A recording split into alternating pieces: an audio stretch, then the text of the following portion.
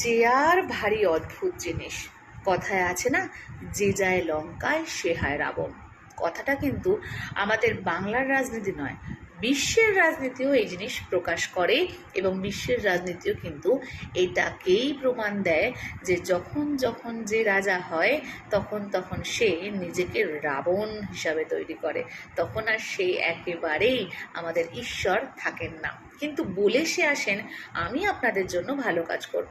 বাংলার রাজনীতিও তার ব্যতিক্রম নয়।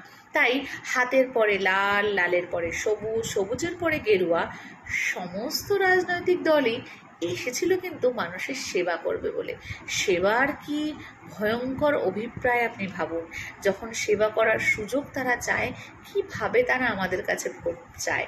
আর আপনি আমি আমাদের মতো সাধারণ মানুষ নিজেদের ভোটাধিকার প্রয়োগ করে ভাবতে থাকি আমরাই বোধহয় এই পরিবর্তন নিয়ে আসলাম। আপনি ভ্রান্ত ধারণায় বিশ্বাস করছেন। আমরা সাধারণ মানুষরা চেয়ে কিন্তু কখনোই পরিবর্তন আনতে পারি না। আনতে পারে কে জানেন? আনতে পারে হচ্ছে পুঁজিপতি সম্প্রদায়। পুঁজিপতি সম্প্রদায় যখন বোঝেন সাধারণ মানুষ প্রচণ্ড বিক্ষুব্ধ, এবার একটা পরিবর্তন না করলে আমাদের দেশে এই গণতন্ত্র সুলভ কথাটা বেশ খানিক দিন আরও দিন চালানো যাবে না, তখন তারা পাল্টে দেয়। তখন তারা রংটা পাল্টে দেওয়ার জন্য সমস্ত ব্যবস্থাপনা গ্রহণ করে, যে ব্যবস্থাপনা আপনার আমার বোধগম্যতার সম্ভবত বাইরে, কিন্তু তারা এই রোলটাই প্লে করে। সেই জন্য কংগ্রেস অত্যাচারের পরে যখন মানুষ বিক্ষুব্ধ হলো, তখন এলো লাল। লাল আমাদের কথা দিল যে আমরাই কিন্তু সেই দল যারা মানুষের হয়ে কথা বলি, যারা মানুষের জন্য লড়ি, যারা মানুষের ভালো চাই।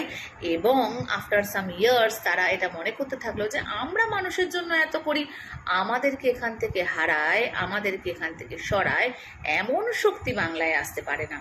আর সেই বিশ্বাস থেকে তারা দিনের পর দিন আত্মমর্যাদাকে আত্ম অহংকারে পরিণত করলো। আর সেই অহংকারী কখন যে তার পতনের বীজ রচনা করলো সেটাও নিজেও বুঝলো না। একটা সময় পুঁজিপতিরা বুঝলো না যে না, লালকে আর বাংলায় রাখা যায় না, কারণ মানুষ বিক্ষুব্ধ। সেই জন্য এলো ঘাস ফুল। আর সেখানে সত্যি সত্যি সাধারণ কিছু মানুষ, খুবই সাধারণ কিছু মানুষ, আর কিছু মানুষ যারা কিনা শিক্ষিত হয়েও অত্যাচারিত হয়েছে, তারা এই ভরসা রাখলো সবুজের ওপর যে না, এবার বোধহয় আমাদের মুশকিল আসান হবে, এবার বোধহয় সত্যিই সরকার আমাদের কথা শুনবে। কিন্তু দেখুন, তারপরেও হয়ে গেল শিক্ষিতদের ওপর অত্যাচার। শিক্ষিত সম্প্রদায় পেল না চাকরি, শিক্ষিত সম্প্রদায়কে রাস্তায় ফেলে মারা হলো, শিক্ষিত সম্প্রদায়ের নাম বহু জায়গায় শিক্ষিত হওয়ার পরও যারা কেপেবল নয় তাদের নাম ঢুকিয়ে তাদেরকে বাদ দেওয়া হলো। সঙ্গে তো অভয়ার কাণ্ড রয়েইছে, যে অভয়ার কাণ্ড সারা বিশ্বকে নাড়িয়ে দিয়েছিল, এবং সেই অভয়ার কাণ্ডে সাইলেন্টলি আমাদের সরকার যেভাবে সাহায্য করেছে বা মদত করেছে সেই জিনিস রয়েছে। এই সমস্ত জিনিস মিলিয়ে পুঁজিপতি সম্প্রদায় বুঝলো যে না, একে রাখা যাবে না। মানুষ নতুন কিছু চাইছে। তাহলে নতুনের সাবস্টিটিউটকে, নতুনের সাবস্টিটিউট যিনি আমাদের সারা দেশে পদ্মফুল ফুটিয়ে বেড়াচ্ছেন সেই রাজনৈতিক দল, ফলে তাকে আমাদের বাংলায় আনা হলো। এবারে সাধারণ মানুষ দেখবে যে এপসন ফাইলের সঙ্গে যুক্ত এই দলটি আমাদের রাজ্যের জন্য ঠিক কী কী করেন। তাহলে যারা শিক্ষিত হয়ে এবং অশিক্ষিত হয়ে কোনো উপায় না পেয়ে নেই মামার চেয়ে কানা মামা রূপে এনাকে নিয়ে এলেন পুঁজিপতিদের সাহায্যে, অবশ্যই তারা লক্ষ্য রাখুন, চোখ রাখুন, এপসন ফাইলের সঙ্গে যুক্ত এই রাজনৈতিক দল আমাদের বাংলায় ঠিক কী কী পরিবর্তন আনতে চলেছে।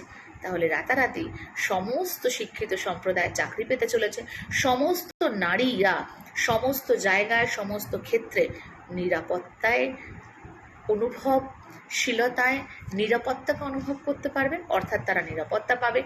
স্বাস্থ্য, শিক্ষা, বিদ্যুৎ এবং আমাদের সাধারণ জীবনের সমস্ত প্রয়োজনীয় জিনিসপত্রের দাম সেখানে সরকার ভাববে, কারণ সাধারণ মানুষ সেটা অ্যাফোর্ড করতে পারে না। অর্থাৎ আমাদের সোনার সরকার আসতে চলেছে এবং এসেছে। তাই তো আপনারা বিশ্বাস করে এই সরকারকে নিয়ে এলেন। অনেক আশা আপনাদের, আমাদের এবং পুঁজিপতিদের সাহায্যে আসা এই সরকারের ওপর সাধারণ মানুষের। দেখবেন এই আশা যেন পূরণ হয়। আর যদি পূরণ হয় তাহলে বাংলার মানুষের মতো বাংলার মানুষ চিরকাল যা করে এসছে সেই ইংরেজ আমল থেকে সেই প্রশ্ন করাকে ছাড়বেন না।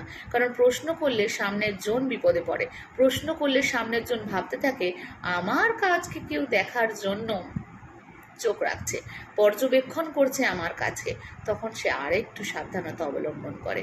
ফলে আমাদের রাজ্যকে সোনার রাজ্যে পরিবর্তন করার জন্য যে স্বপ্ন নিয়ে আপনারা যে রাজনৈতিক দলকে আমাদের রাজ্যে নিয়ে এলেন, দেখবেন শুধু সোশ্যাল মিডিয়ায় পোস্ট নয়, তারা সাধারণ মানুষের জন্য কি করতে চলেছে।